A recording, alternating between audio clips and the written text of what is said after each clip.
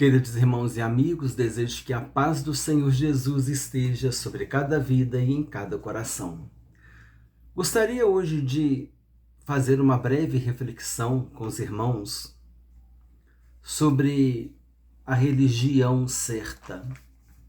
Se nós nos depararmos quando uma pessoa disser assim: por que a sua religião é a certa? Por que a sua religião é melhor do que a minha? Alguma coisa nesse sentido. É um ensino apologético da fé cristã. Em primeiro lugar, nós precisamos entender que Jesus ele não veio fundar uma religião. Jesus não veio fundar uma religião, ele não veio fundar o cristianismo.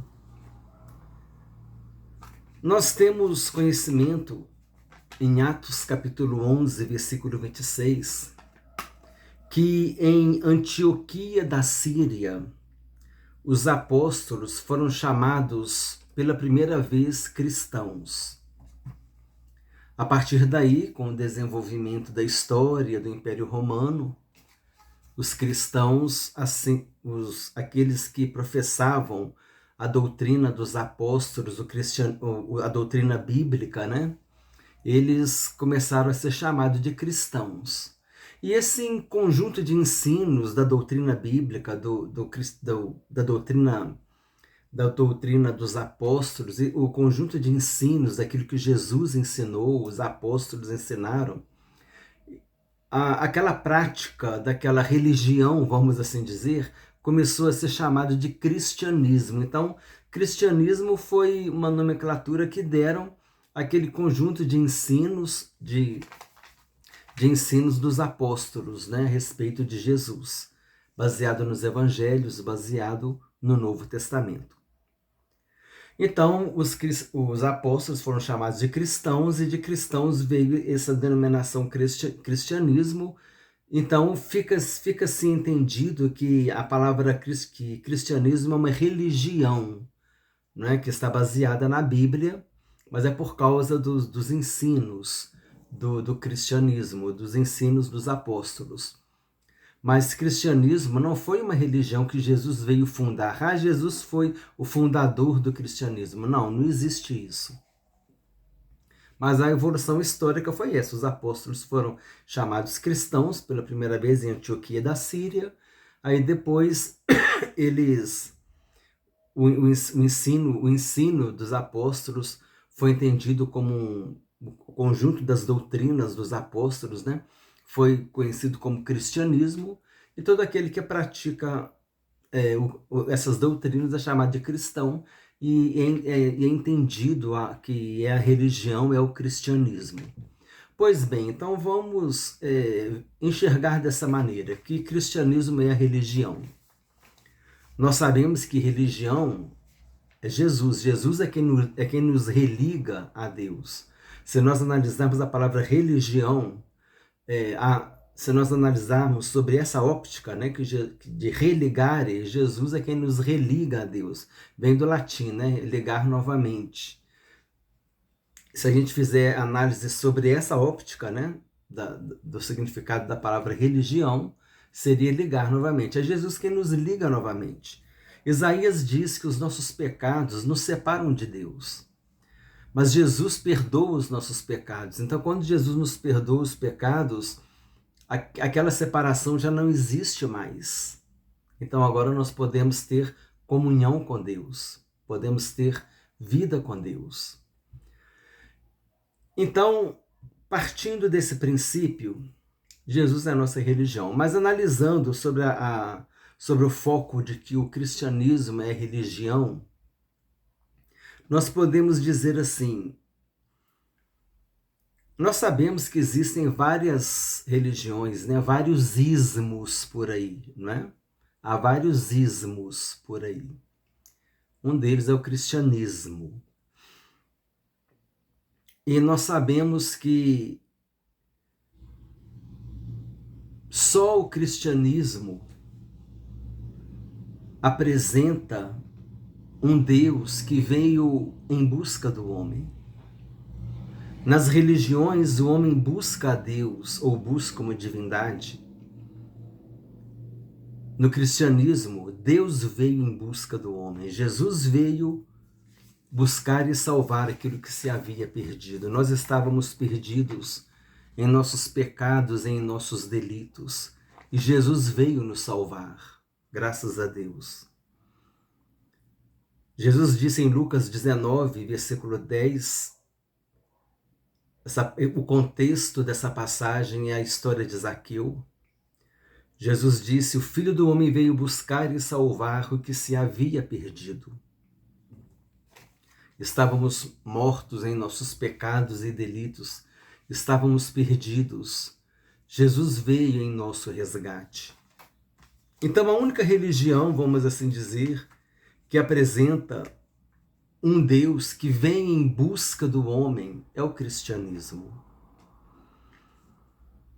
A única religião que apresenta um Salvador é o cristianismo. Qualquer outro ismo que você buscar, nenhum deles promete a vida. Tem um Salvador que promete a vida eterna. Tem um Salvador. Nenhum deles apresenta um Salvador. Nenhuma religião apresenta um Salvador que perdoa pecados. Só no cristianismo nós temos um Deus que veio em nosso resgate, que perdoa os nossos pecados, que é o nosso Salvador e que nos promete e garante a vida eterna. Então é importante nós entendermos por que nós vamos defender o cristianismo. Se alguém questionar você, por que a sua religião é melhor que a minha? Você responde, porque considerando não considerando Jesus como a sua religião, né, isso é um outro assunto, mas considerando no contexto ali que tem vários ismos e que você segue o cristianismo, você pode falar, a única religião que Deus veio em busca do homem, a única religião que me apresenta um Salvador, a única religião que me apresenta um Deus que perdoa pecados e que me promete e me garante a vida eterna, me garante a salvação. Eu não conheço outra religião que apresente um Salvador, que apresente perdão de pecados e que apresente a salvação, a vida eterna. Então seria essa abordagem que a gente faria. Um Deus que veio em busca do homem para perdoar os pecados, para salvar, para dar a vida eterna. Esse é o que o cristianismo nos proporciona, né? O cristianismo crê na doutrina bíblica conforme ensinada pelos apóstolos. A sã doutrina da palavra de Deus, a doutrina bíblica, a doutrina apostólica, a doutrina dos apóstolos, tão somente o que está dentro do Novo Testamento. Então eu gostaria de compartilhar isso com os irmãos. Eu vou deixar um breve resumo na descrição do vídeo. Podemos defender o cristianismo nesse sentido.